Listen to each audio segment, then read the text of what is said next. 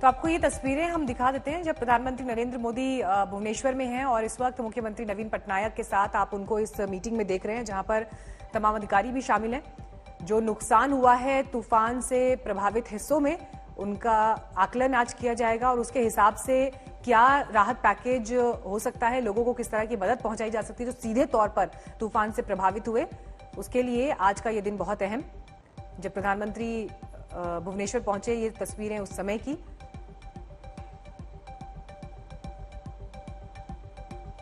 और इस अहम बैठक में भी प्रधानमंत्री इस वक्त मौजूद है और इसके बाद उनका कार्यक्रम है पश्चिम बंगाल जाने का।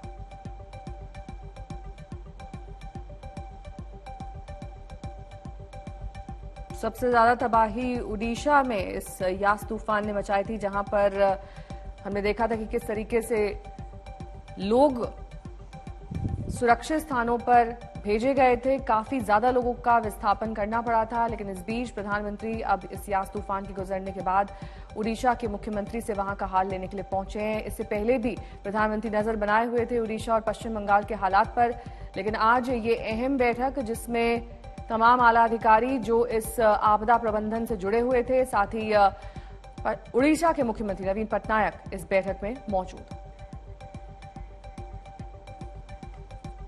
अनुपम मिश्र इस वक्त और जानकारी के साथ हमारे साथ जुड़ गए हैं। अनुपम, भुवनेश्वर में प्रधानमंत्री अभी हैं, इसके बाद वो पश्चिम बंगाल पहुंचेंगे, उनका हवाई सर्वे का भी कार्यक्रम है। आज की समीक्षा बैठक से क्या निकल कर आएगा?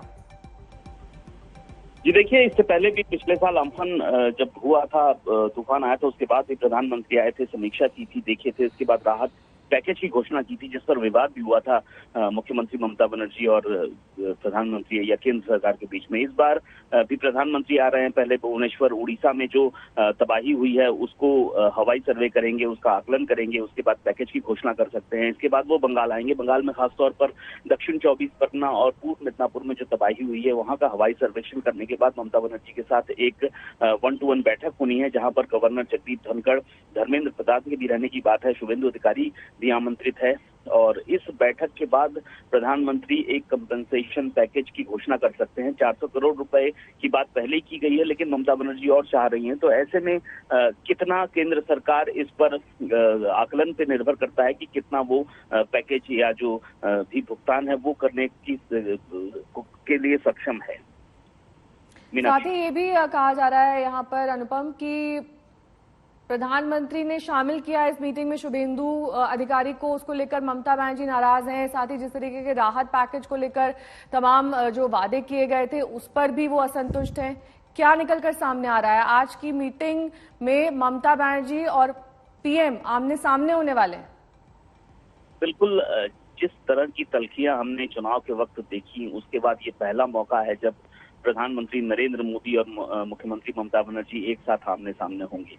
और जिस तरह की बातें हुई, जिस तरह एक दूसरे पर निशाना साधा गया, और पिछले साल अम्फन में जो 1000 करोड़ रुपए का हर्जाना की घोषणा की गई थी केंद्र सरकार की ओर से, उसे नाकाफी बताया था ममता बनर्जी ने। और इस बार भी ममता बनर्जी पहले से ही कह रही कि केंद्र सरकार की ओर से जो रकम मिल रही है कम है। तो ऐसे में कितना लाभ होता है दोनों की मीटिंग के बाद या इसके बाद किस तरह की बातें होती हैं, वो भी काफी, उस पर भी काफी आशंका बनी हुई है। शुभेंदु अधिकारी के शामिल होने पर भी ममता बनर्जी नाराज हैं, जो राजनीतिक सूत्रों के हवाले से खबर आ रही है, क्योंकि नंदीग्राम से ममता बनर्जी को हराने वाले शुभेंदु हैं। तो ऐसे में इन सब बातों पर अभी भी संशय बना हुआ है कि कितना लाभ हो सकता है इस मीटिंग में। ठीक है, आपके पास और जानकारी के लिए लौटते रहेंगे अनुपम। फिलहाल धन्यवाद इस तमाम जानकारी के लिए।